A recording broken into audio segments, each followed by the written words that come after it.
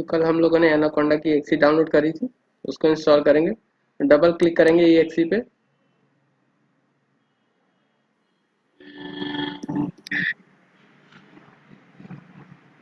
Next click करेंगे, I agree. और यहाँ पर जो जस्ट मी ऑप्शन आ रहा है, जस्ट मी की जगह आप लोग सेलेक्ट करेंगे ऑल यूजर। ठीक है, ऑल यूजर, अदरवाइज प्रॉब्लम्स आती हैं।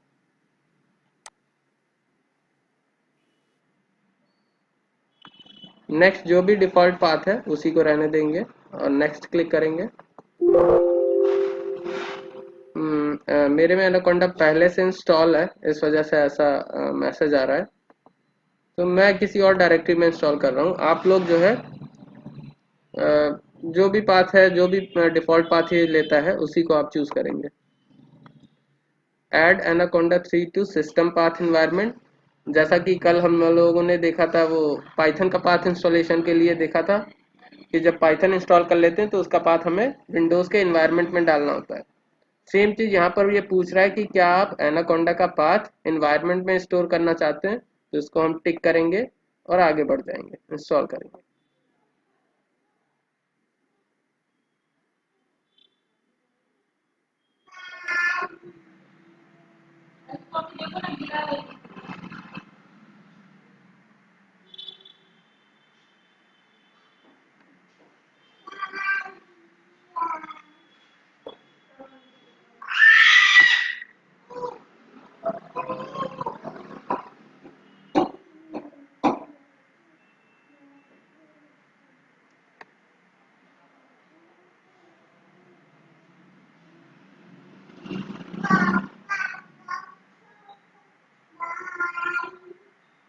जब तक ये इंस्टॉल हो रहा है तब तक लाइनक्स में कैसे इंस्टॉलेशन करेंगे वो हम कमांड बता देते हैं आप लोग को, आप लोग कर लीजिएगा। सिंपल है। सबसे पहले आपको जाना है anaconda.org पे। anaconda.org पे आपको डाउनलोड पे क्लिक करना है। तो डाउनलोड वाले पेज पे जब आप आ जाएंगे,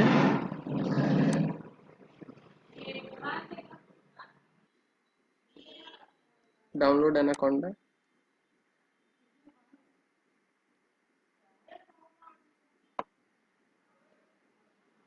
और फिर यहाँ पर लाइनक्स वाली फाइल आपको इंस्टॉल करनी है, लिनक्स वाली फाइल इंस्टॉल करनी। 64 बिट का ऑपरेटिंग सिस्टम है तो 64 बिट, अदरवाइज अगेन दोनों इसने सेम ही दे रखा है। ठीक है, इस पर क्लिक करेंगे तो एक आपकी .sh फाइल डाउनलोड हो जाएगी। ठीक है, .sh फाइल आपकी डाउनलोड हो जाएगी। ठीक है, अब जो आपका लिनक्स होगा, लिनक्स में जिस भी फोल्डर में आपका ये फाइल डाउनलोड होती है, सपोज डाउनलोड नाम के फोल्डर में डाउनलोड हुई है। डाउनलोड करने के बाद सपोज डाउनलोडेड फाइल का नाम है एनाकोंडा 2-2019.10 समथिंग लाइक दैट। ठीक है, अगर इस तरीके से फाइल का नाम है और ये फाइल डाउनलोड नाम के फोल्डर में डाउनलोड हुई है, तो आपको टर्मिनल ओपन करना है और टाइप करना है बैश, फिर हाइफन स्लैश डाउनलोड और उस पर्टिकुलर फाइल का नाम जो डाउनलोड हुई है, और एंटर प्रेस कर देंगे तो ऑटोमेटिकली एनाकोंडा आपके सिस्टम में इंस्टॉल हो जाएगा। अब हम रिटर्न बैक आते हैं अपने विंडोज़ में, जो हम एनाकोंडा को इंस्टॉल कर रहे थे, वापस वहां पर आते हैं और देखते हैं। तो हम लोग नेक्स्ट पे क्लिक करेंगे, एनाकोंडा हमारा इंस्टॉल हो गया है, नेक्स्ट करेंगे और फिर नेक्स्ट। ठीक है, इसको भी टिक रहने देते हैं और फिनिश। एनाकोंडा हमारे में इंस्टॉल हो गया है। चेक करने के लिए हम लोग सर्च बॉक्स में एनाकोंडा टाइप करेंगे। तो यहाँ पर एनाकोंडा नेविगेटर दिखा रहा है, एनाकोंडा नेविगेटर। मेरे में दो एनाकोंडा नेविगेटर दिखा रहे हैं क्योंकि एक मेरा वर्जन 3 इंस्टॉल है, अभी अभी जो मैंने एनाकोंडा 5 नाम से इंस्टॉल किया था वो भी दिखा रहा है। तो फिलहाल इसी को ओपन करते हैं हम।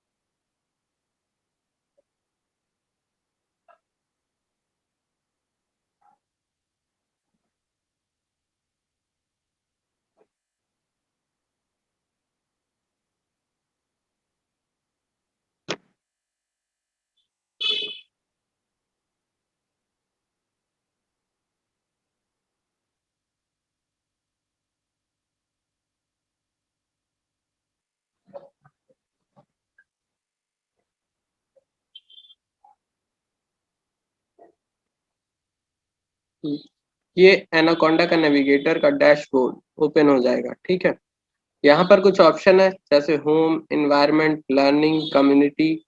और होम के अंदर यहाँ पर कुछ और ऑप्शन हमें दिख रहे हैं जैसे CMD, एक्सी प्रॉम्प्ट, डेटा लोर और IBM वाटसन स्टूडियो। ये कुछ आइडियली है, मतलब जिस पे आप कोड करेंगे। आइडियली का मतलब जिस पे, जैसे पाइथन की स्क्रिप्ट रन करने के लिए हम लोगों ने पाइथन की आइडियली ओपन की थी, उसी तरीके से यहाँ पर ये कुछ फ्रेमवर्क हैं और साथ ही साथ कुछ IDE हैं। जैसे हमारा एक पाइचार्म एक फ्रेमवर्क है जिसमें वेब डेवलपमेंट किया जाता है। Qt कंसोल में आप GUI डेवलप करते हैं। स्पाइडर में आप लर्निंग करते हैं। VS कोड में आप चाहे सॉफ्टवेयर डेवलपमेंट करें, वेब डेवलपमेंट कुछ भी कर सकते हैं। ग्लूविज में आप डेटा प्लॉटिंग के लिए यूज करते हैं। नोटबुक में अगेन आप सिंपल सी स्क्रिप्ट रन कराने के लिए यूज करते हैं। तो इस तरीके से कई सारे हमारे पास फ्रेमवर्क दिख रहे हैं और साथ ही साथ कुछ IDE दिख रहे हैं। फिलहाल जो जिस पे हम लोग काम करेंगे वो है हमारा स्पाइडर। स्पाइडर पे पहले हम लोग सीखेंगे जो बेसिक, जो बिगिनर्स के लिए, वो क्या है, स्पाइडर। स्पाइडर एक IDE है जिसपे आप स्क्रिप्ट को रन करा सकते हो, इंटरप्रेटेड मोड में भी और स्क्रिप्ट मोड दोनों में रन करा सकते हो। ठीक। नेक्स्ट ऑप्शन है यहाँ पर होम के बाद एनवायरनमेंट। एनवायरनमेंट में यहाँ पर आप अपने एनवायरनमेंट, मतलब प्रोजेक्ट के एनवायरनमेंट में क्या क्या चीजें रखना चाहते हैं, वो सारी चीजें यहाँ पर आपको दिखेंगी। इसको ऐसे समझते हैं जैसे अगर कोई एक, हमें व्हीकल बनानी है, जैसे मारुति की कोई कार बनानी है, तो मारुति क्या करता है, एक फैक्ट्री इंस्टॉल करता है। फैक्ट्री इंस्टॉल करेगा, वहां पर हर एक गाड़ी का मैन्युफैक्चर होता है। मतलब फैक्ट्री के अंदर सारी चीजें मैन्युफैक्चर होती हैं। ऐसा नहीं होता है कि दरवाजे कहीं मुंबई से बन के आ रहे हैं गाड़ी के, टायर कहीं किसी दूसरी सिटी से बन के आ रहे हैं। कोशिश यही होती है कि मैक्सिमम चीजें, जितनी भी जरूरत की चीजें वहीं फैक्ट्री के अंदर मैन्युफैक्चर करी जाए। सेम यहाँ पर भी होता है। अगर आप कोई एक प्रोजेक्ट, वो कार क्या है, एक प्रोजेक्ट है, इसी तरीके से अगर हम कंप्यूटर में कोई एक प्रोजेक्ट बनाते हैं, तो प्रोजेक्ट के लिए जो जो जरूरी चीजें हैं वो सारी चीजें एक ही जगह रख लेते हैं, है ना। तो प्रोजेक्ट हमारा यहाँ से क्रिएट होगा। जैसे यहाँ पर हम अगर क्रिएट करते हैं, तो उस प्रोजेक्ट के लिए हम पहले एक इन्वायरमेंट क्रिएट करेंगे। क्या करेंगे, पहले एक इन्वायरमेंट क्रिएट करेंगे। तो उस इन्वायरमेंट के यहाँ कोई नाम दे देंगे। अभी फिलहाल इस पे नहीं जाते हैं, फिलहाल हम लोग बेस पे बात करते हैं। अभी जो हमारा इन्वायरमेंट क्रिएटेड है वो बेस नाम का क्रिएटेड है। रूट में बाय डिफॉल्ट यही एक्टिव रहता है। उसके बाद हमने देखो कुछ और इन्वायरमेंट बना रखे हैं जैसे यूट्यूब ENV।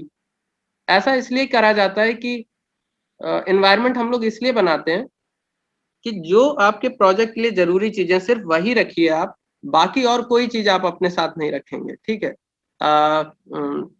जैसे एक एग्जांपल लेते हैं। सपोज हम एक प्रोजेक्ट बना रहे हैं, उस प्रोजेक्ट में हमें नमपाई लाइब्रेरी की जरूरत है। तो उस प्रोजेक्ट में हम सिर्फ और सिर्फ नमपाई लाइब्रेरी ही रखेंगे। जितनी भी अननेसेसरी फाइलें होंगी उसको हम उससे दूर रखेंगे। तो हम पहले एक इन्वायरमेंट बनाएंगे, उस प्रोजेक्ट के लिए, उसमें सिर्फ और सिर्फ नमपाई इंस्टॉल कर लेंगे, बाकी चीजें छोड़ देंगे। अगर बात करते हैं आप बेस की, तो बेस में बाय डिफॉल्ट जितनी भी लाइब्रेरी है एनाकोंडा में, वो सारी की सारी इंक्लूडेड रहती हैं। जैसे मैंने बेस पे क्लिक किया तो यहाँ पर जितनी भी लाइब्रेरी दिखा रहा है इस बेस इन्वायरमेंट में इंक्लूडेड है, ठीक है। उसी तरीके से आप अगर चाहते हैं कि ये सारी लाइब्रेरी हमको नहीं चाहिए, हम अपने प्रोजेक्ट के लिए कुछ लिमिटेड लाइब्रेरी ही रखेंगे, तो उस केस में पहले आप एक इन्वायरमेंट क्रिएट करेंगे। सपोज करते हैं यहाँ पर हम एक इन्वायरमेंट क्रिएट कर लेते हैं जैसे न्यू प्रोजेक्ट। अब लैंग्वेज सेलेक्ट करेंगे। आप यहाँ पर पाइथन पे भी काम कर सकते हो, आर पे भी काम कर सकते हो, और लेटेस्ट में इसका 3.8 वर्जन दिखा रहा है कि 3.8 वर्जन अवेलेबल है एनाकोंडा के लिए। क्रिएट करेंगे।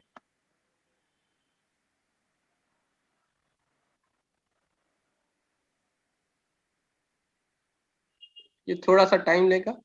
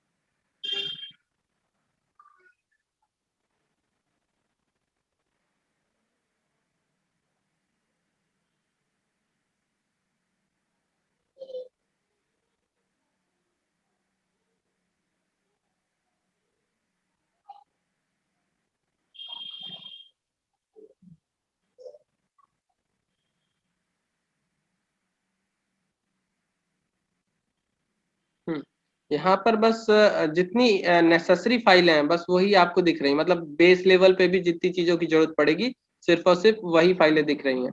जैसे एनाकोंडा को भी हैंडल करने के लिए कुछ चीज़ें होनी चाहिए पाइथन में। कोई एक्स्ट्रा लाइब्रेरी इंस्टॉल करने के लिए कुछ होना चाहिए, कैसे इंस्टॉल करेंगे, तो उसके लिए पाइथन पैकेज मैनेजर है, पाइथन इंस्टॉलेशन पैकेज मैनेजर। ठीक। तो व्हील है जिसमें जिसके थ्रू हम एनाकोंडा में लाइब्रेरी इंस्टॉल करते हैं। पीआईपी एक ऐसी लाइब्रेरी जिसमें पाइथन में डायरेक्ट इंस्टॉलेशन करते हैं। तो जितनी बेस लाइब्रेरीज होंगी उनके अलावा आपको यहाँ पर कुछ नहीं मिलेगा। जो आप नया इन्वायरमेंट क्रिएट करेंगे तो जितनी बेस लाइब्रेरी है उनके अलावा आपको कुछ नहीं मिलेगा। ठीक। तो यहाँ पर अब इसके बाद जो बेस है तो वो तो चाहिए ही, उसके बिना कोई काम नहीं होना है। उसके बाद जितनी भी अब लाइब्रेरी की जरूरत है वो आप यहाँ पर इंस्टॉल कर सकते हैं। तो इंस्टॉल करने के लिए आपको क्या करना, सपोज हम हमारे प्रोजेक्ट में नमपाई की जरूरत है, तो हम यहाँ क्या करेंगे, पहले तो इंस्टॉल्ड जो लिख के आ रहा है इंस्टॉल्ड हटा के पहले ऑल पे क्लिक करेंगे। ठीक। ऑल पे क्लिक करने के बाद यहाँ सर्च बॉक्स पे जाएंगे, यहाँ लिखेंगे नमपाई। नमपाई, यहाँ पर नमपाई आ गया, इस पर टिक करेंगे और यहाँ पर अप्लाई।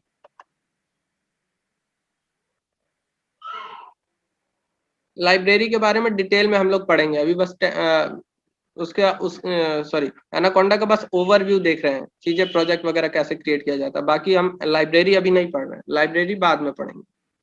अप्लाई करेंगे।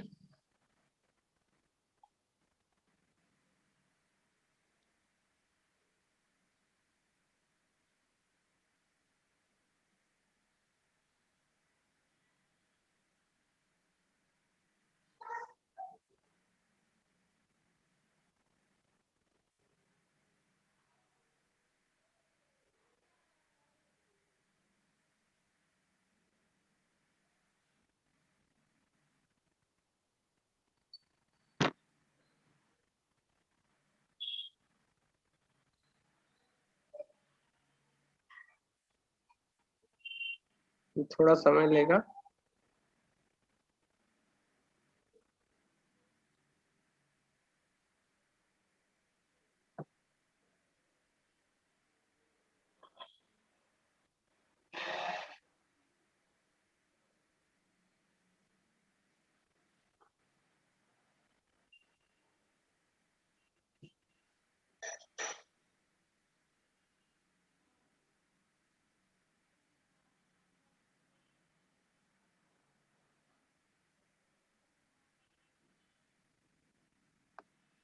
हमारा नमपाई इंस्टॉल हो गया है, तो यहाँ पर जाएंगे, फिर से ऑल की जगह इंस्टॉल्ड पे क्लिक करेंगे। इंस्टॉल्ड में यहाँ से नमपाई टेक्स्ट बॉक्स से हटा देंगे, तो यहाँ आप लोग देख रहे हैं नमपाई हमारा इंस्टॉल हो गया। उसके साथ जो डिपेंडेंट लाइब्रेरी थी, नमपाई की डिपेंडेंट लाइब्रेरी थी, वो भी इसमें इंस्टॉल हुई है। ठीक है, क्योंकि नमपाई को इंस्टॉल करने के लिए भी कुछ डिपेंडेंट चीजें हैं, कुछ डिपेंडेंट कोड है, तो उसके लिए जो जो चीजें थी वो सारी उसके साथ इंस्टॉल हो गई। ठीक है, तो इस तरीके से हम इन्वायरमेंट क्रिएट करते हैं, उसको एक्टिव करते हैं। एक्टिव करने के लिए यहाँ पर प्ले बटन है, प्ले करेंगे तो ये इन्वायरमेंट एक्टिव हो जाएगा। तो जब इस इन्वायरमेंट पे आप काम कर रहे होंगे उस समय इसमें से कोई भी आइडियली यूज करेंगे, सारा कोड उस इन्वायरमेंट में लिखा जाएगा। सपोज हम कोई दूसरा इन्वायरमेंट एक्टिवेट कर देते हैं, बेस एक्टिवेट कर देते हैं, तो अब जो भी इन आइडियली में से जो भी आइडियली आप यूज करेंगे वो सारा कोड किस में लिखेगा, बेस इन्वायरमेंट में लिखा जाएगा। मतलब बेस इन्वायरमेंट में जो प्रोजेक्ट बन रहा है उसमें कोड लिखा जाएगा। तो ये हो गया इन्वायरमेंट। नेक्स्ट है लर्निंग। यहाँ पर कुछ ट्यूटोरियल पढ़े हैं, आप यहाँ से पढ़ सकते हैं। ठीक है, पाइथन का भी पढ़ा हुआ है, एनाकोंडा, पेंडास, नमपाई, ट्यूटोरियल पढ़े हुए हैं, उनको आप देख सकते हैं। फिर उसके बाद है कम्युनिटी। कम्युनिटी में आप जैसे अगर कोई किसी भी तरह की प्रॉब्लम आ रही है एनाकोंडा से रिलेटेड, आप डिफरेंट डिफरेंट कम्युनिटी में जाके आप अपनी प्रॉब्लम डाल सकते हो। वहाँ पर कुछ लोग होते हैं जो आपको सोल्यूशन देंगे। जैसे स्टैक ओवरफ्लो बहुत ही फेमस कम्युनिटी है। ठीक है, कोड प्रोजेक्ट भी एक बहुत ही फेमस कम्युनिटी है, यहाँ पर लिस्टेड नहीं है। ठीक, तो ये था हमारा एनाकोंडा का डैशबोर्ड, जिसमें था कुछ आईडीई थे हमारे पास, कुछ फ्रेमवर्क थे, इन्वायरमेंट क्रिएट करना था हमारा, लर्निंग था और कम्युनिटी। अब हम बात करते हैं आईडीई की। आईडीई में हम लोग सबसे पहले पढ़ेंगे स्पाइडर के बारे में। तो हम लॉन्च करते हैं स्पाइडर को, हम लॉन्च पे क्लिक करेंगे।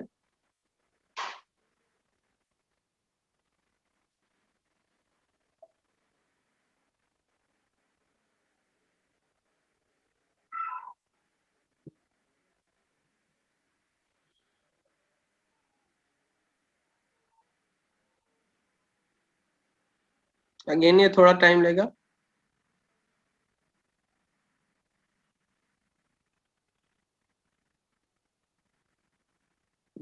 थोड़ा सा टाइम ले रहा है।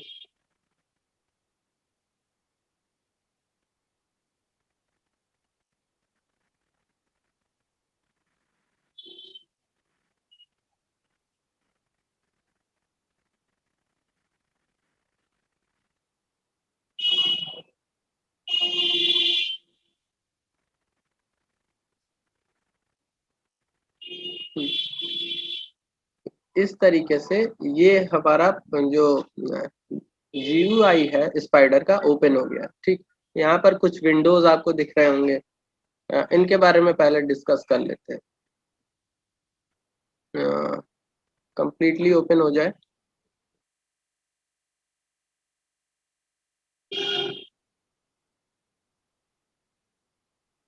हम्म,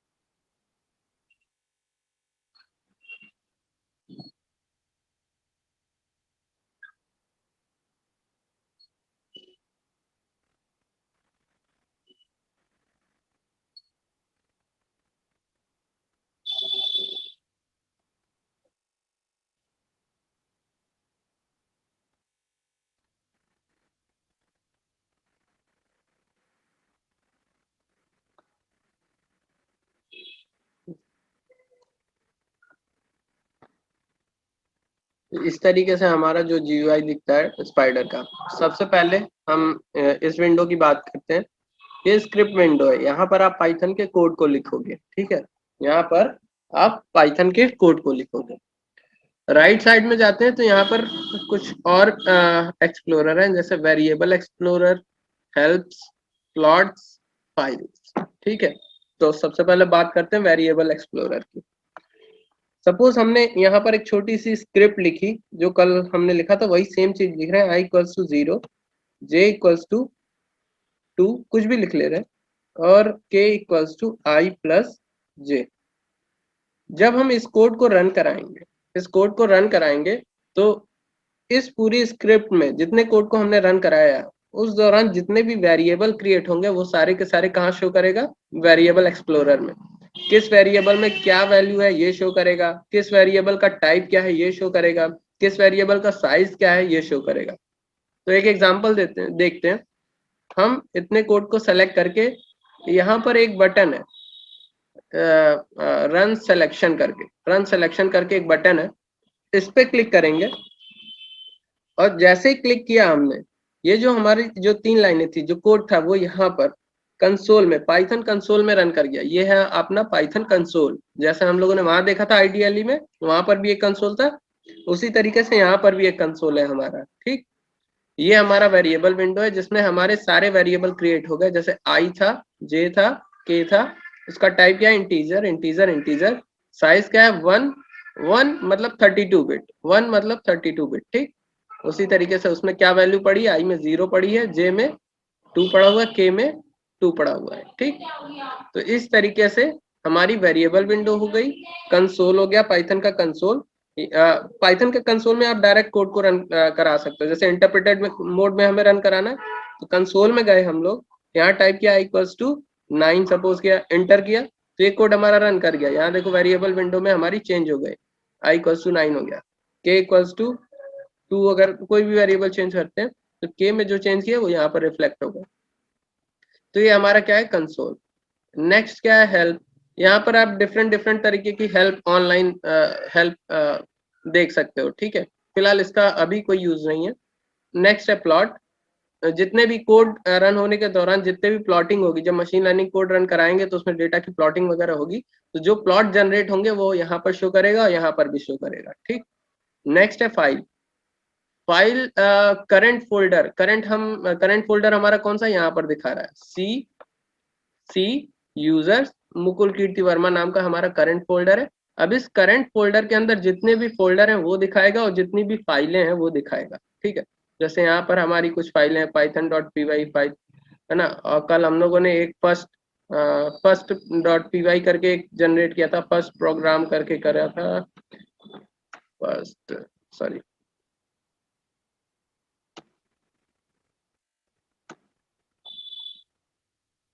फर्स्ट py करके ही दिखा रहा है, ठीक है। इस पे क्लिक किया तो ये कल कोड हम लोगों ने लिखा था, है ना। तो ये यहाँ पर शो कर रहा है, यहाँ से डायरेक्ट आप कोई भी फाइल ओपन कर सकते हो, ठीक है। तो ये हमारे कुछ एक्सप्लोरर है। अब बात करते हैं, ये तो हमारा हो गया क्या, फाइल सॉरी कुछ कोड को सेलेक्ट करके रन कराने का तरीका। सपोज इस फाइल को हम पहले सेव कर लें फिर रन कराना चाहते हैं, तो पहले इसको सेव कर लेंगे। सपोज ये सेव हो गई। अब इसको सेव होने के बाद रन कराना है तो हम क्या करेंगे, ये जो ग्रीन कलर की बटन आ रही है ना, इस पे जब माउस को ले जाएंगे रन फाइल करके आ रहा है, या तो आप F5 प्रेस कर दीजिए या तो इसको क्लिक कर दीजिए, तो फाइल में जितनी चीजें लिखी होंगी वो सारी की सारी रन हो जाएंगी और उसका आउटपुट देख जाएगा। ये है हमारा स्क्रिप्ट मोड में। इवन यहाँ पर हम सिर्फ और सिर्फ एक सिंगल लाइन सेलेक्ट करके जैसे हमने इसके नीचे और कोड लिखा i=9, हम चाहते हैं इस पूरे कोड में पूरा कोड ना रन हो, सिर्फ ये सिंगल लाइन रन हो, तो उस केस में बस इस लाइन को सेलेक्ट करना है और यहाँ पर ये बटन दिख रही है रन सिलेक्शन करके, तो रन सिलेक्शन पे जैसे क्लिक करेंगे तो ये एक सिंगल लाइन हमारी रन हो जाएगी। यहाँ पर देखो कंसोल में सिर्फ और सिर्फ सिंगल लाइन रन होगी। इसी तरीके से एक से ज्यादा अगर लाइनें रन करानी तो उतनी लाइनें हम सेलेक्ट करेंगे, और रन सिलेक्शन पे क्लिक करेंगे, तो रन सिलेक्शन पे क्लिक करेंगे तो उतनी लाइनें हमारी क्या होंगी, एग्जीक्यूट हो जाएंगी, ठीक। तो इस तरीके से हम इंटरैक्टिव मोड में भी रन करा सकते हैं, स्क्रिप्ट मोड में भी रन करा सकते हैं, दोनों तरीके से रन करा सकते हैं, ठीक है ना। यहाँ तक किसी कोई कंफ्यूजन?